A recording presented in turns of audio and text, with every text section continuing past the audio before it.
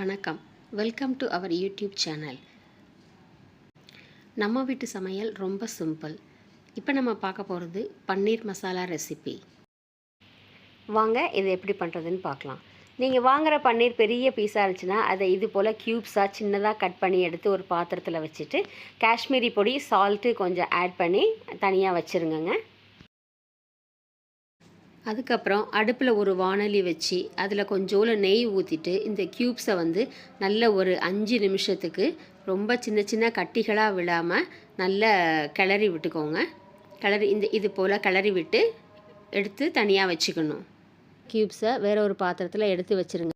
இப்போ ஒரு வாணலி அடுப்பில் வச்சு அதில் கொஞ்சோல நெய் ஊற்றிட்டு ஸ்பைசஸ் எல்லாம் ஆட் பண்ணுங்கங்க. அதாவது கிராம்பு, பட்டை, ஏலக்காய் ஆட் பண்ணிவிட்டு நல்லா ஃப்ரை பண்ணிவிட்டு அதோட கூட இஞ்சி பூண்டு பேஸ்ட்டு போட்டு நல்ல பச்சை வாடை போகிற வரைக்கும் கிளறி விட்டுட்டு அதுக்கு பிற்பாடு இதே போல் பெரிய வெங்காயத்தை சின்ன சின்ன பீசஸாக கட் பண்ணி அதையும் அதில் போட்டு கொஞ்சோல சால்ட் இதில் கூட ஆட் பண்ணிவிட்டு நல்ல செந்நிறமாக வர்ற வரைக்கும் இதை நல்லா வதக்கிக்கிட்டே இருக்கணுங்க.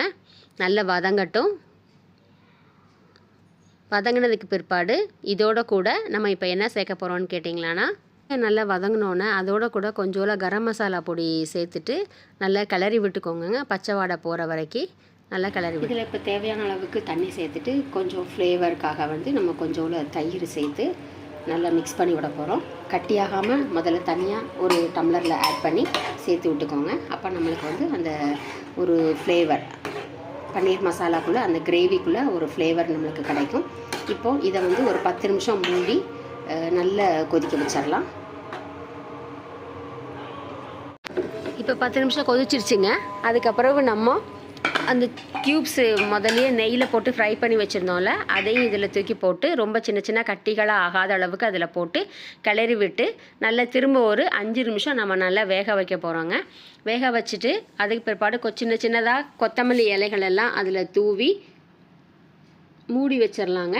மூடி வச்சுட்டு ஒரு 5 நிமிஷம் கழித்து நம்ம எடுத்து அழகாக பரிமாறி சப்பாத்திக்கு சுவையான பன்னீர் மசாலா ரெசிபி ரெடி ஆயிடுச்சுங்க.